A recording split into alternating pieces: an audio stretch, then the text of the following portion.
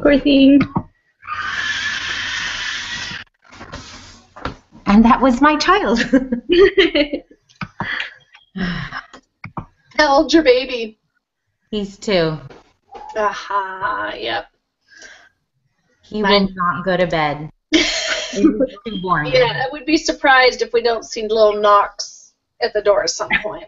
But yeah, my baby just turned 6 yesterday. Oh, how sweet. I know, she's getting so big. Too I think we fast. should go ahead and start. Are we just giving our speeches this week? I think so. Okay, so are you guys done with your speech? I finished it this think so. afternoon. Me too. I would think if you're not done, finish it and just post it to our little group, and we can watch it. And where do I post it, though? Or how do I post it? We don't have a discussion board this time. I would say Just just do email as it. much of as you can for us. Because I'm showing how to make like rice water. Oh, cool. Ooh. But I just thought, what am I going to write? It's all like off the top of my head. That's good. It'll sound natural. Mm-hmm. So I didn't know what to write. Like the instructions? Well, I know that.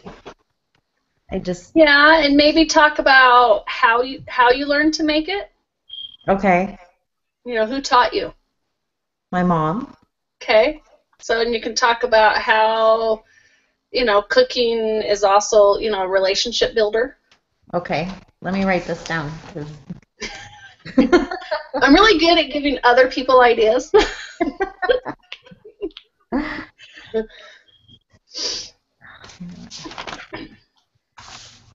And I think you could tape it and then invite just our group to watch it. And we Okay. could give... Like here on Google Hangouts or where? Yes. Oh, okay. And you can put it as private, but then put just our names so that just us can watch it if you want. Okay. So, Or you can even just email it to us. okay. And I don't think you really have to worry too much about having it written down since we're not turning in a paper for it. It's just the video That's what I presentation. thought. So yeah, you could just go through what you're going to do for your graded recording for us. Okay. Because that's one thing that the presentation center said I actually had a problem with. Is mine is too written. I'm basically reading a paper, and he said it sounds a little too formal and a little too prepared. So writing it out has worked the opposite way for me. It's a problem. Me too. I'm hoping mine isn't too technical. I don't know, because I'm talking about gestational diabetes, so it's... Nice.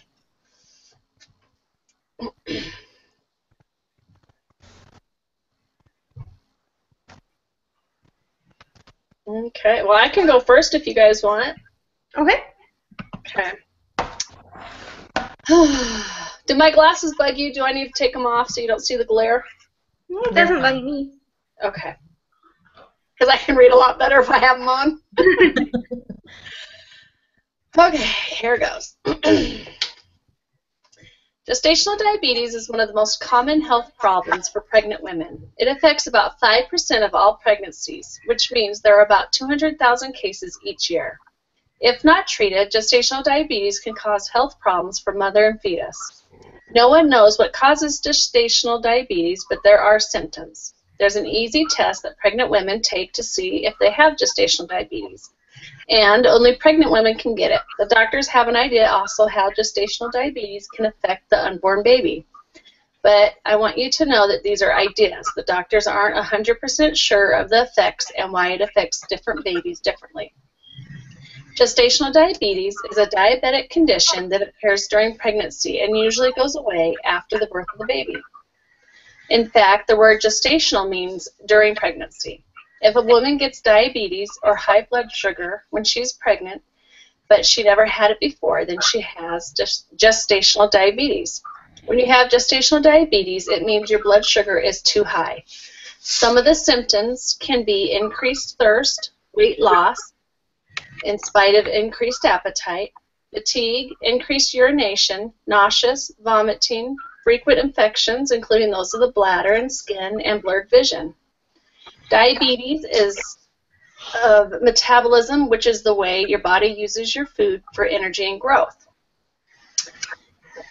Your body digests the food you eat to produce sugar or glucose that enters your bloodstream. In response, your pancreas, a large gland behind your stomach, produces insulin.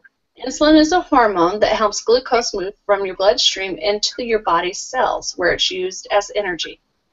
During pregnancy, the placenta, which connects your baby to your blood supply, produces high levels of various other hormones. Almost all of them are impaired the action of insulin in your cells, raising your blood sugar. Most elevation of blood sugar after meals is normal during pregnancy. As your baby grows, the placenta produces more and more insulin-blocking hormones.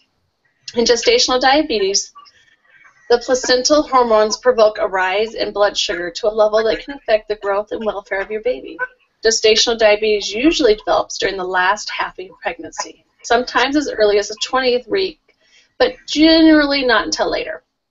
The test that is done is called the Glucose Challenge Screening Test. You will do one in your doctor's office around 24 weeks of pregnancy. You'll need to be fasting for 8 hours to get an accurate result. Once at the doctor's, you will drink a sugary drink that's only about 2.5 to 3.5 ounces, but it seems like so much more after fasting for 8 hours. For me, it's one of the yuckiest drinks in the world. After you drink the stuff, you'll have an hour, and then the doctor will draw your blood and check your sugar levels. If they are too high, then you go to the hospital in a few days and take a test called Glucose Tolerance Diagnostic Test. It's a test just like the other one, but a little longer. You'll get your blood drawn once you're there to get a baseline on your sugar levels, and then you will drink that yucky drink again. Then every hour on the hour for 3 hours, you will get your blood drawn. After that test, they will see if you have high blood sugar or gestational diabetes. I had to get this test done at the hospital for all 5 of my pregnancies because the test at the doctor's office showed that I had high sugar levels. It was only the last pregnancy that I developed gestational diabetes with. Remember that only pregnant women can get gestational diabetes. When you're pregnant, your body goes through a lot of changes. In this case, being pregnant changed your metabolism. Now that you're pregnant, the insulin in your body can't do its job. Your body can't get the sugar out of your blood and into your cells to use for energy. No one knows why some pregnant women get gestational diabetes and others don't. But they suggest that you eat a good diet of healthy foods, keep active, and lose excess pounds before pregnancy, and that will help.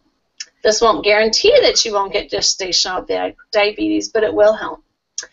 Now that we know what gestational diabetes is and how it affects the woman's body while she's pregnant, you might wonder how it affects the baby.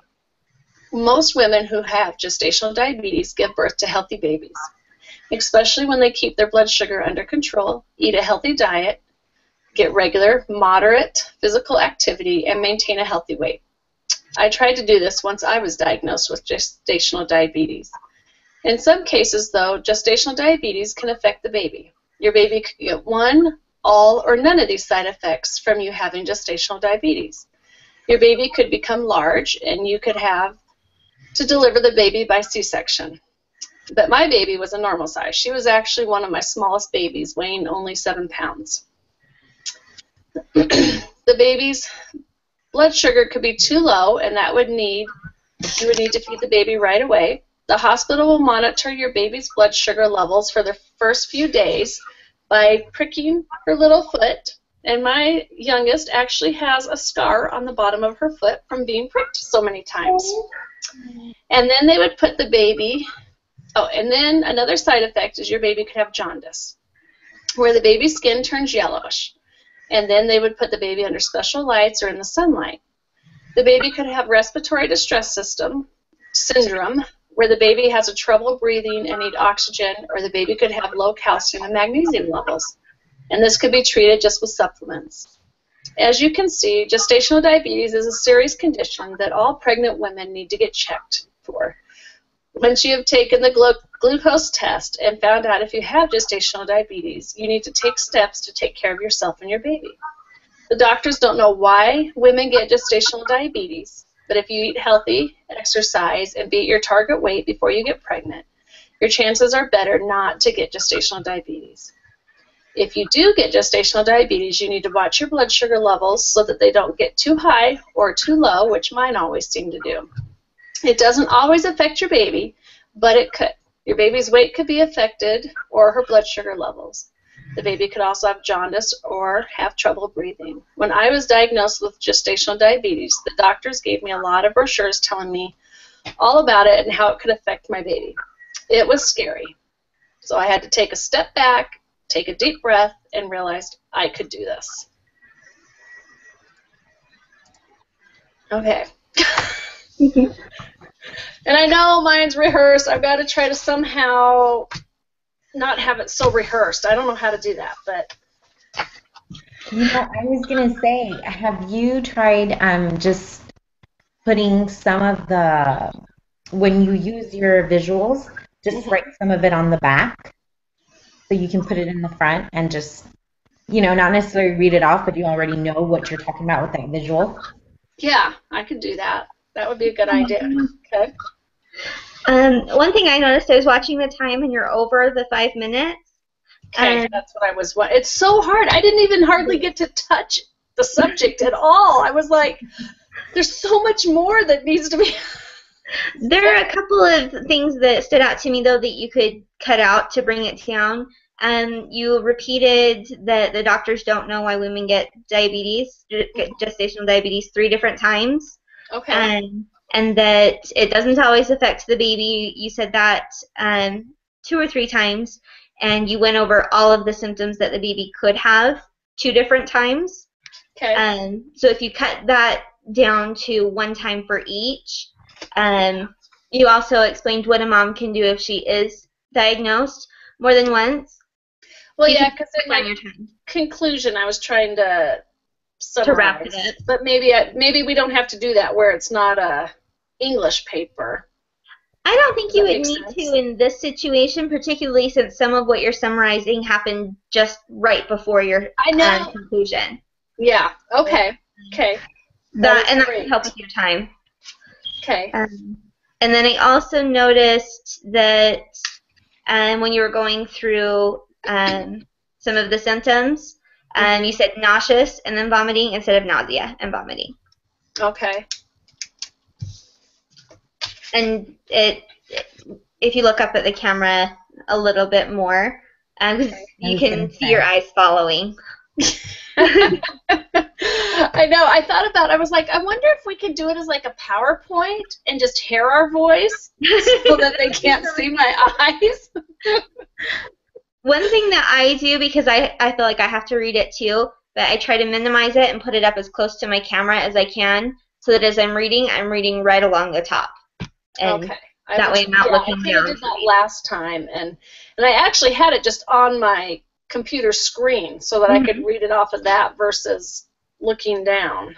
Yeah, and I think that made a big difference already. Oh, she's cute. Yeah. Mama. Yeah. Okay. Okay, go get in bed. Okay. Go ahead and shut the door. Hi. Hi. Hurry up, shut the door. Sorry, my husband had to go to work, so I was like, oh, you're leaving me with all the kids. Awesome. Okay, that helps a ton.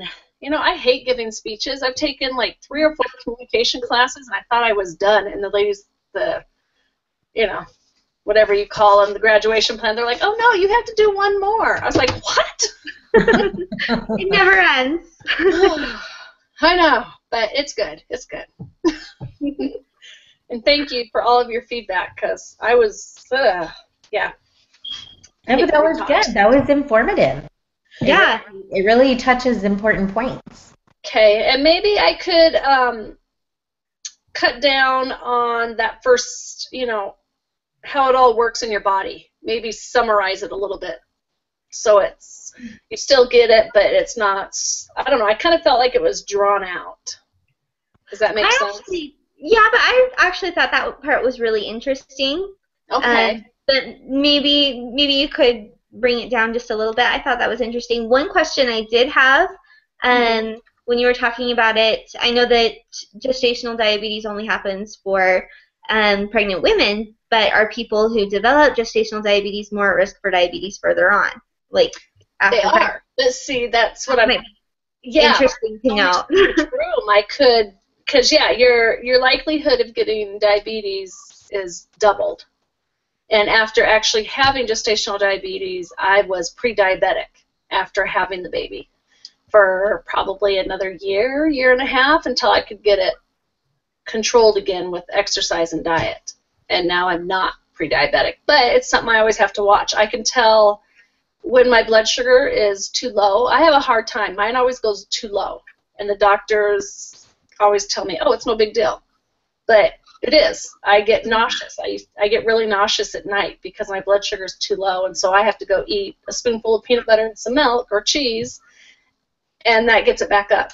So I'll always have to watch and keep an eye on. And, I kind of wanted to talk about how when you have gestational diabetes, you have to prick your finger, 3 or 4 times. And I thought, oh, I could show that. And I thought, oh, maybe not. But it might be fun. Cool, but okay, I don't know if cool is the right word, but it is interesting.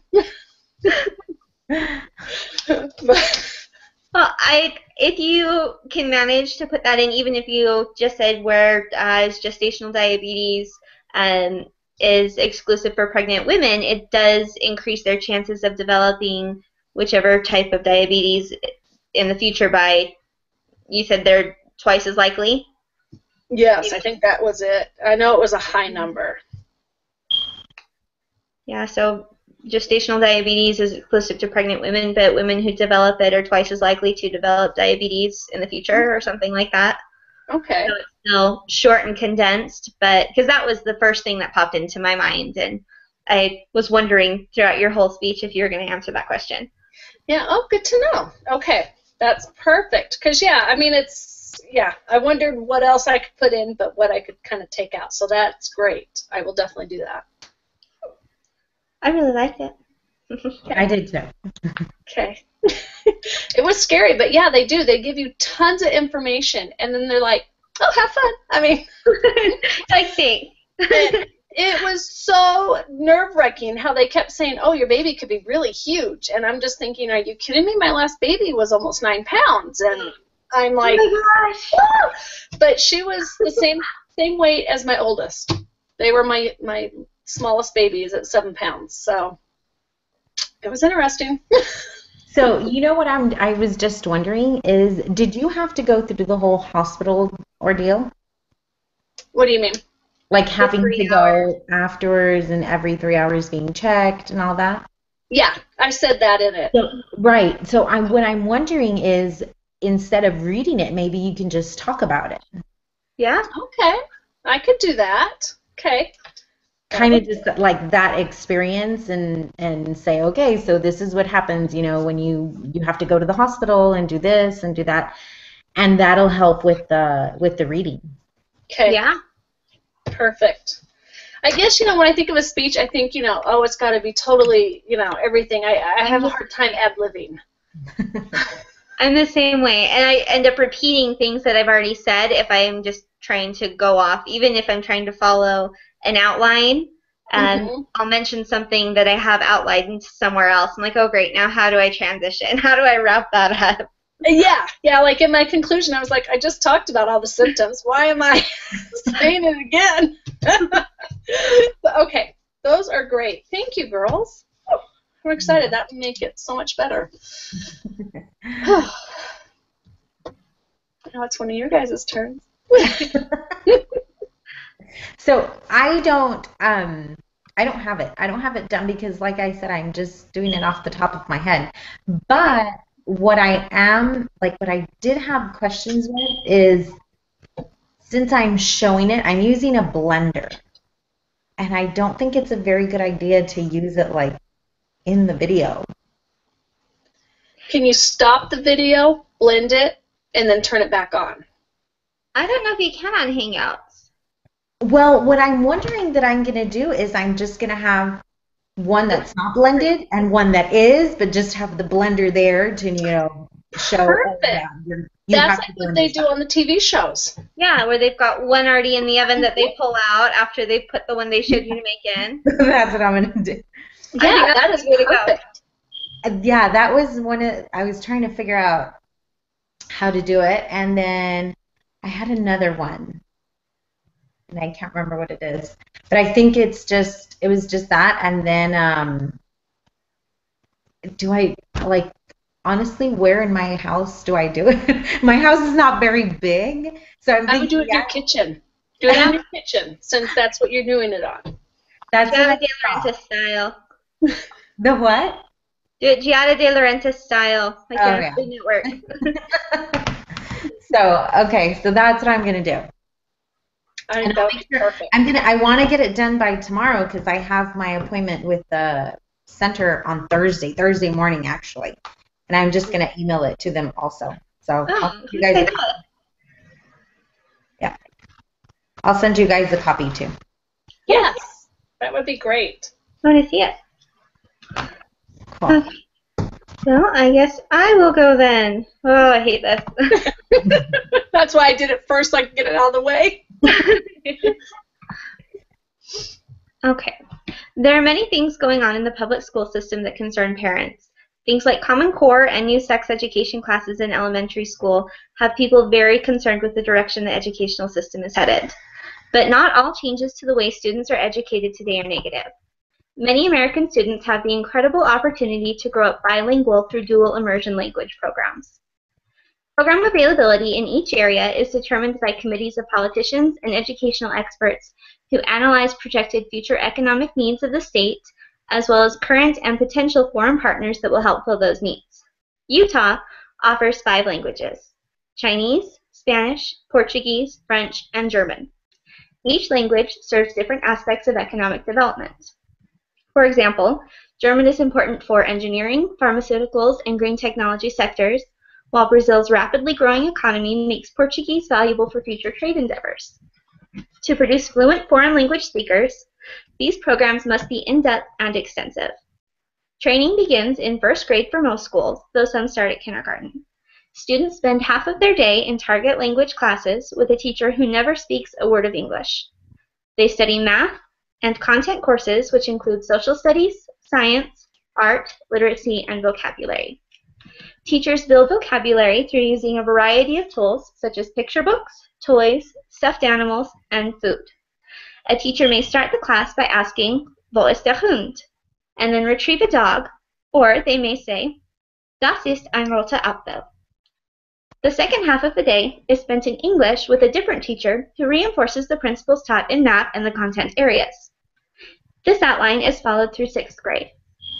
When students reach middle school, the time spent in their target language begins to increase. While the focus remains on math and content courses, vocabulary instruction diminishes and is replaced by cultural understanding. At this point, students begin earning high school language credits. When students reach high school, their entire school day, with the exception of English class, is spent in the target language, and they're earning college language credits. The target language focuses on professional application and global competency, so when students graduate high school, they have reached a language proficiency level that enables them to conduct business in a foreign language. This could not be accomplished without careful selection of qualified teachers.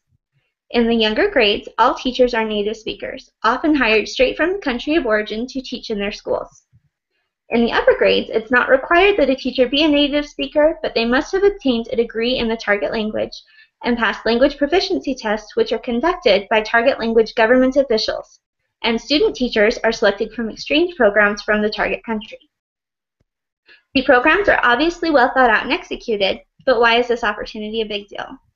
Well, being bilingual will make an incredible difference in the lives of today's youth.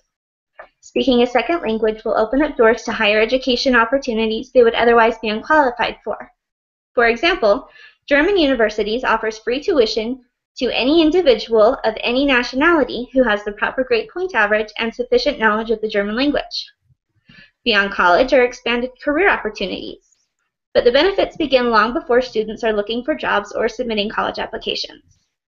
The Dual Immersion Information website states that according to decades of research, secondary language immersion provides students with greater cognitive flexibility, increased attention control, better memory, and superior problem-solving skills, as well as an enhanced understanding of their primary language. These programs don't just benefit individual students either. Most immersion programs are established at Title I schools, which mean that they have many low-income families.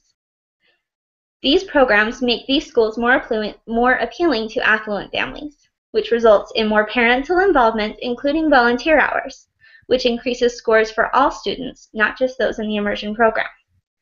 Additionally, these schools receive financial contributions and equipment donations from the target language government.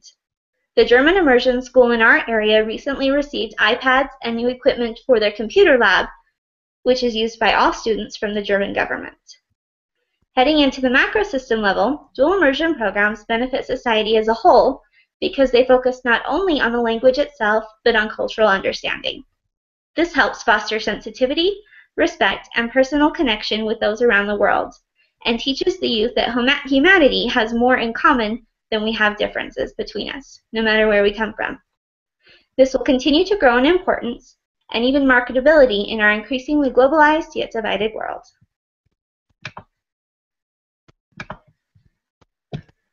Awesome. I'll tell you, I liked your foreign language. Thank you. Yeah, you did a great job. So do your kids go to a dual language? Not yet. My daughter's in kindergarten, but they don't start till first grade out in Tooele, so Okay. we're waiting. We're trying to decide between French and German. I'm a little biased toward German, but That is awesome. Wow. I thought that was good that you incorporated that into it. And the only thing I would suggest is when you use your visuals, just hold them up a little longer because Okay. it's kind of like fast. too fast. Okay. And do you have any visual, I don't know what, but maybe towards the end of your speech? Because they were kind of like mine, they were all seemed to be at the beginning. So I was Okay. trying to figure out a way how to space mine out too. That's a good idea. I'll have to see what I can come up with for that. I'm not I sure know, what- I know. Hmm. I don't know, maybe even like a pie graph or I don't know, just, That's an idea. yeah. Or you can like, is there a reason why you're biased to German? I lived in Germany for a while. I was a nanny there. Oh, so what you can do is towards the end just kind of share your thoughts on how, your daughter's just in kindergarten, but you would like her to speak German, and kind of like a German flag, That's a great idea. the flag, or I don't know, something from there. That's a really good idea. Yeah, that is great. I've got CDs and books and all sorts of stuff in German, but I just wasn't sure what to use. And did I hold those up high enough? Yeah, I I had had to to do it a little bit longer. Yeah, Just longer? Mhm. Okay. but that was good. Yeah. Thank you. Was I okay on time? I didn't think about timing you till Okay. halfway through. Did I? Yeah. So sorry. We were Not a big so deal. involved in your speech. So are we not supposed to go over 5 minutes, or does it just have to be at least 5 minutes? I think that it has to be, we can go over by a few seconds or under by a few seconds, but it has to be right around there. Oh my gosh, that is so hard to come right at that. Yeah. With my last one, I was at 2:42 or something like that when we had to be at 3, and he said that was close enough, so that wasn't a problem. Okay. So, I was trying to think if he's even graded mine. He seems to take a while to grade. But okay. Yeah, he does take a while. yeah, it drives me a little crazy. Now I'm thinking that I'm probably not going to do the whole 5 minutes. I'm going to need more to incorporate into this speech. Well, you could stop and explain things in between each step, or talk about how you used to do it with your mom since she taught you and things like that. Yeah. So, okay, so I'm writing these ideas down.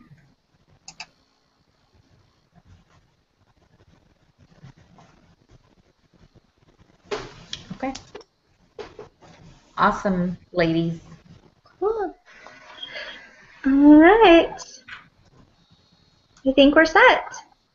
I think so too. Has he even graded your guys' last speech? Let me see here.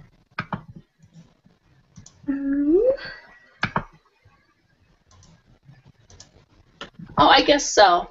What is it? 10 points out of 10 points? Yeah. Wow. That's kind of crazy that our tests equal just as much as, like, being online for our group meetings. Which is nice. Yeah, I guess that's true. So, it always just makes me so nervous. But, okay. Well, awesome. Meet again next Thursday? Or Tuesday? Sorry, my other class is Thursday night. Sounds good. All right, we'll see you. Okay. Bye.